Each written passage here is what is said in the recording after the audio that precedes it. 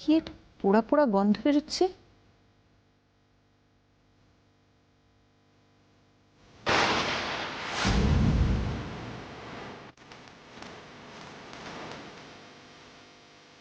মিস্ত্রিটা ওখানে কেন? সন্ধ্যা তো প্রায়। সন্ধ্যা রাখিনি, আমি আমি আমি রেখেছি। তুমি ইস্ত্রি করছিলে? কি লোকাচ্ছ বলো তো তুমি? হাতে ওটা কি দেখি, কি লুকোচ্ছ? কিছু না, কিছু না। কি সুন্দরভাবে জামাটা মনে হচ্ছে। কি হয়েছে? হ্যাঁ, কি পুড়িয়ে ফেলেছো? এই জামাটা আমি ওকে জন্মদিনে দিয়েছিলাম গতবার। আসলে আমি আমি আমি ইচ্ছে করে করিনি, এটা আমি টেম্পারেচারটা বুঝতে পারিনি। তুমি কি ভেবেছোটা কি বলো তো? কি ভেবেছো তুমি? তোমাকে এতবার বারণ করা সত্ত্বেও তুমি কেন কর্তব্য দেখাতে চাইছো? তাও যদি ঠিকঠাক মতন করে কাজগুলো করতে পারতে। করবেই বা কি করে? কারোর যদি মন পড়ে থাকে আরেকটা জায়গায় আর শরীরটা পড়ে থাকে আরেক জায়গায়, সে কোনো কাজ ঠিক করে করতে পারে না।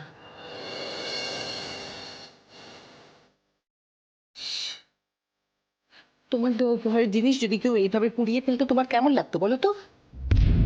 আমি জানি কথাগুলো শুনতে তোমার খুব খারাপ লাগছে, আর আমি এও জানি যে কথা না শোনার অবাধ্যতা তুমি করেই যাবে। এই অবাধ্যতা যদি তুমি বন্ধ না করো তাহলে ভবিষ্যতে আরো অনেক খারাপ কথা শোনার জন্য তৈরি থেকো শ্রেয়া।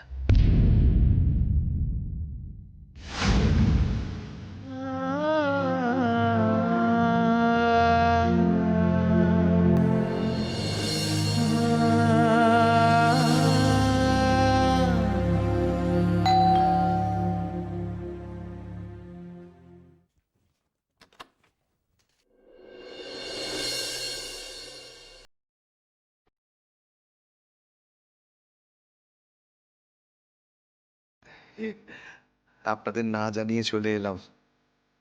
আসলে এই শ্রেয়ার জন্য কিছু জিনিস ছিল আর কি। হ্যাঁ, আসো।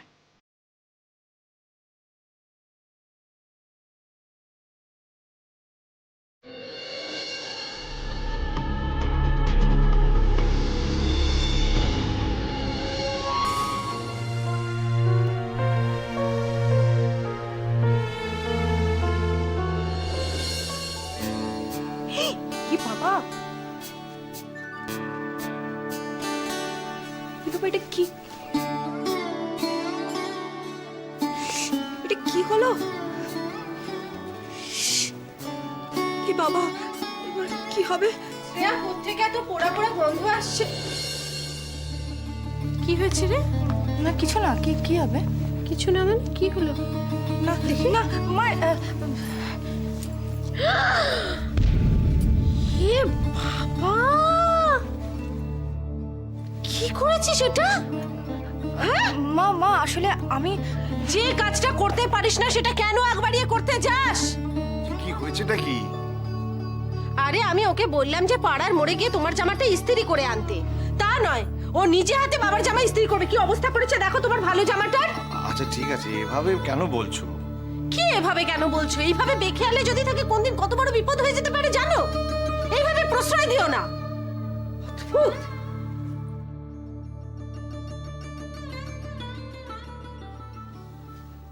কুকু, মায়ের কথা কিছু মনে করিস না। তুই তো জানিস ঘাবড়ে গেলেও এরকম করে। না বাবা, দোষটা আমারই। আমি তোমার নতুন জামাটা এভাবে। একটা জামাই তো পড়েছে, হ্যাঁ? তারপরে নিজের মনটা এভাবে পোড়াচ্ছিস কেন? আর একটা কিনে নিলেই হলো। হুম?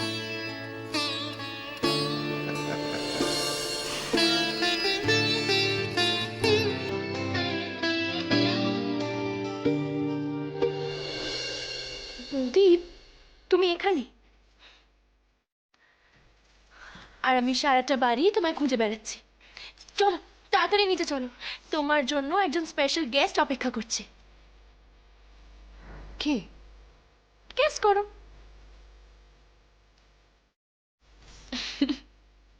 বৌদি তোমার বাবা এসেছেন। বৌদি তুমি খুশি হওনি? না মানে বাবা কেন হঠাৎ এসব কি বলছো তুমি? বাবার ইচ্ছা করেছে তাই বাবা তোমার সাথে দেখা করতে এসেছে। আর কেনর তো কোনো মানেই হয় না এখানে। না আসলে এখন বাড়ির যা সিচুয়েশন, সবাই হয়তো আমার ওপর খুব অসন্তুষ্ট হয়ে আছে, তাই আমি চাই না যে বাবা এসব ব্যাপারে কিচ্ছু জানুক। জানলে খুব কষ্ট পাবে। বৌদি দেখো রূপসা, আমি বোধহয় তোমাকে ঠিক করে বোঝাতে পারছি না। তুমি বৌদি আমি সব বুঝতে পারছি। তুমি এত চিন্তা করো না বৌদি, আমি কাউকে কিচ্ছু বলবো না। কিন্তু মার কথাটা আমি ঠিক জানি না, মানে হয়তো কাউকে কিছু বলবে না, তবুও আপনার মেয়ের আর কত প্রশংসা করব, আপনি তো সবই জানেন। তবে সত্যি শ্রেয়ার মতো মেয়ে হয় না। আপনার বন্ধু তো সবসময় আপনার কথাই বলতেন, কিন্তু আমি দেখছি শ্রেয়াও আপনারই মতো হয়েছে। আরে কিন্তু ওকে তো দেখে সেরকম জেদি বলে মনে হয় না, না বৌদি?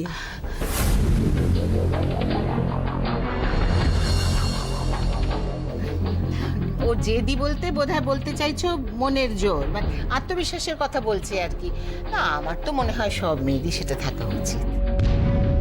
হ্যাঁ সেটা ঠিকই, তবে তুমি বারণ করা সত্ত্বেও রান্নাঘরে গিয়ে রান্না করছে, কাপড় জামা ইস্ত্রি করছে, এটা মনের জোর না জেদ বৌদি? আহা পুরবী, ও তো নতুন বউ, বিয়ে করে সবে এই বাড়িতে এসেছে, এখন রান্নাঘরে ঢুকতে চাইলে সবাই বাধা দেবে বলুন? তবে জানেন তো, আমার ছেলে কত জিনিস যে ছুঁয়েও দেখতো না খাবারের মধ্যে, আজকাল শ্রেয়া সেগুলো রান্না করলে ও কিন্তু সোনামুখ করে সব খেয়ে নিচ্ছে। সত্যি বলতে কি, আমি খুব চিন্তায় ছিলাম যে ও এই বাড়ির সঙ্গে সবকিছু ঠিক মানিয়ে উঠতে পারবে কিনা। সেই চিন্তা আমারও ছিল, তবে শ্রেয়া এত তাড়াতাড়ি আমাদের বাড়ির সবকিছুর সাথে এইভাবে অ্যাডজাস্ট করেছে, আমি তো ভাবতেও পারিনি।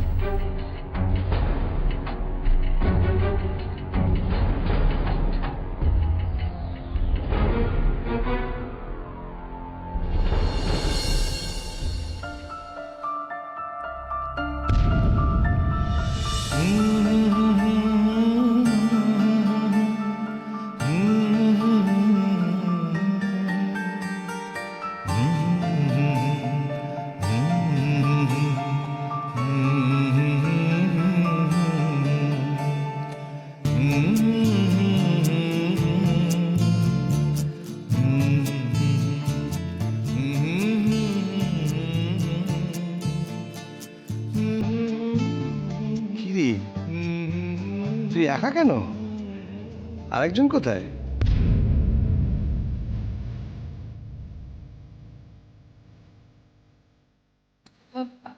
নেই বাড়িতে? আর বলবেন না, দেখুন না এই সকালবেলায় কি একটা জরুরি কাজ নিয়ে বের। ও এসে যাবে এক্ষুনি, আপনি বসুন। শ্রেয়া, তুমি বাবাকে নিয়ে তোমার ঘরে যাও, আমি কফি পাঠিয়ে দিচ্ছি। এসো বাবা।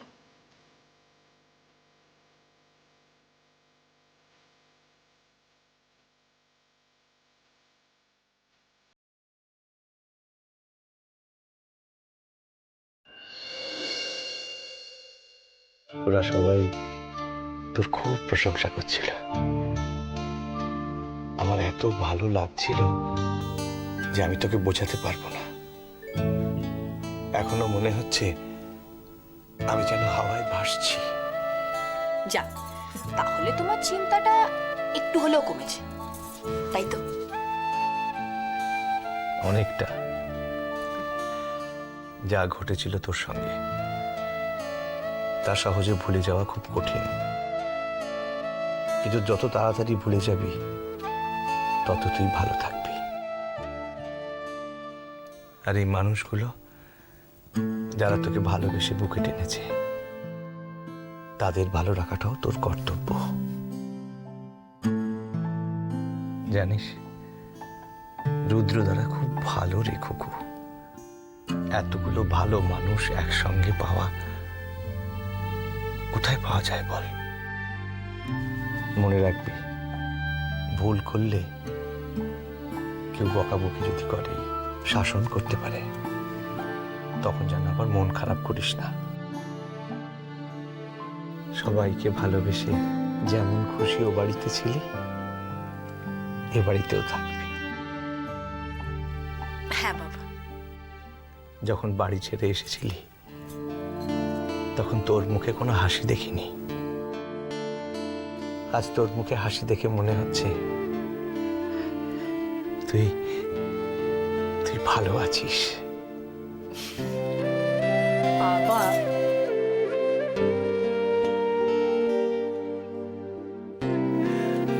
আমার খুকু।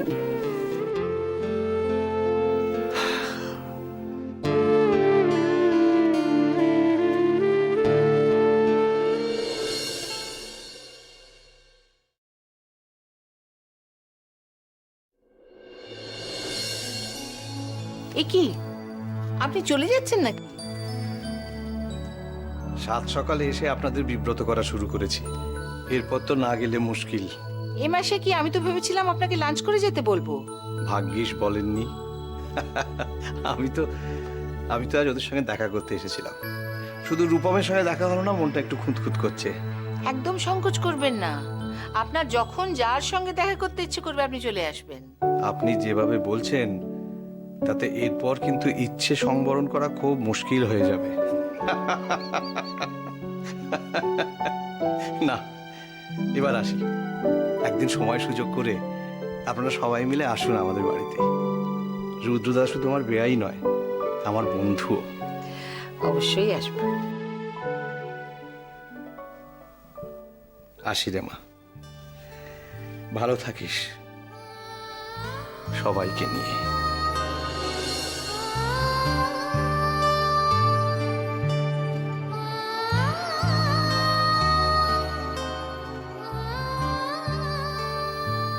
আসি। আসুন, আবার আসবেন। আর নিশ্চয়ই।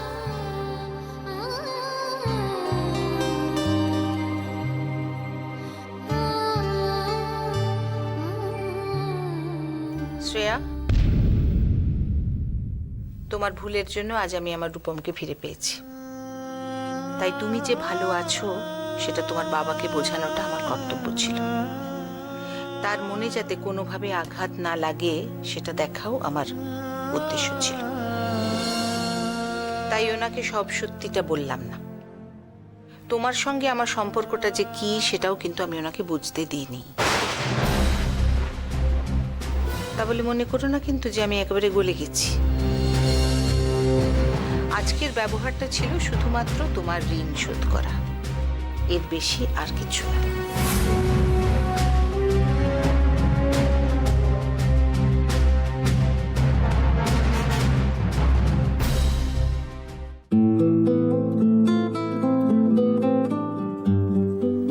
কি ব্যাপার বৌদি, রাজরানীর মতন সব ছড়িয়ে ছিটিয়ে রেখেছো? শোনো, আমি হলাম রায়বাগিনী ননদিনী।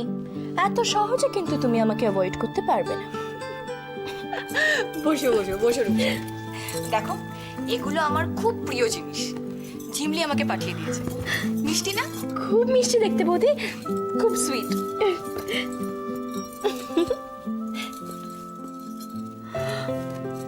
ওমা, এই সেম দেখতে কানে দুলগুলো তো 1 বছর আগে আমাকে নীল গিফট করেছিল। তাই? হ্যাঁ, কিন্তু ওটার একটা পেয়ার আমি হারিয়ে ফেলেছি। আর কোথায় আছে সেটা এখন অবধি ট্রেস করতে পারিনি। সেটার জন্য নিশ্চয়ই তোমাকে খুব বকা খেতে হয়েছিল। এমা, না না, আমার নীল আমাকে কখনো বকে না।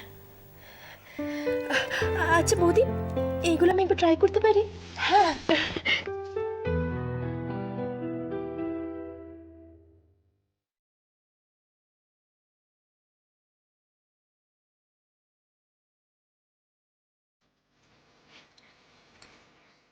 রূপসা, তোমার যখন এই গয়নাটা এতই পছন্দ তখন তুমি এটা নিজেই রাখতে পারো। সত্যি? হ্যাঁ। বৌদি, এই কানের দুলগুলো তুমি আমাকে দেবে? শিওর? না, এটাও দেবে? থ্যাংক ইউ বৌদি, থ্যাংক ইউ সো মাচ। বৌদি, বৌদি, এসব বইগুলো তুমি পড়ো? আজ পর্যন্ত আমি একটাও বই পড়তে পারিনি জানো। তো এটা ভালো করে কনসেন্ট্রেটই করতে পারি না আমি। আমার জন্য তো শুধু ম্যাগাজিনসই ঠিক আছে। এরকম বই আমার বাড়িতে আরো অনেক আছে, কিন্তু ঝিমলি তো শুধু আমার প্রিয় বইগুলোই পাঠিয়ে দিয়েছে আমাকে। ওমা বৌদি, ব্যাগটার ভেতরেও মনে হচ্ছে কিছু একটা আছে। ও মা, বৌদি এটা রূপসা, এটা এটা আমার একটা খুব প্রিয় গয়নার বাক্স। বুঝতে পেরেছি। তার মানে এটার মধ্যে সব গুপ্তধন আছে, তাই তো? ঠিক আছে, কোনো ব্যাপার না। দাদা ভাই ফিরুক, তারপরে আমরা দুজন ভাই বোন মিলে এটার মধ্যে চাপি। না না, মানে এটা এটা আমার একটা খুব প্রাইভেট বক্স। এটা আমি কাউকে হাত দিতে দিই না, ঝিঙ্গিকেও না। বৌদি, তুমি কিছু মনে করলে নাকি? আমি কিন্তু শুধু মজাই করছি না। আর জানো, তোমার মতন আমারও এরকম একটা ডায়েরি ছিল, যেখানে সারাদিনে যা যা হয়েছে আমি সব লিখে রাখতাম। আর ভুল করে যদি দাদা একবারও চাইতো, আমি খুব রিয়াক্ট করতাম। আর এটা যখন তোমার প্রাইভেট বক্স, তখন তো আমার দেখার কোনো প্রশ্নই আসে না। তুমি একদম টেনশন করো না, কিন্তু দাদার গ্যারান্টি আমি দিতে পারবো না। রূপসা, মা বোধহয় তোমাকে ডাকছেন। রূপু, হি বাবা, বৌদি জানো মা কতক্ষণ আগে আমার কাছ থেকে গরম জল চেয়েছে, তো ভুলেই গেছি। আমি আমি আসছি, আমি আসছি।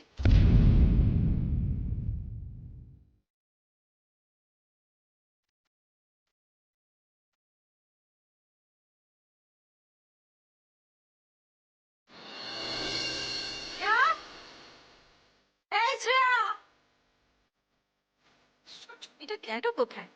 শ্রেয়া,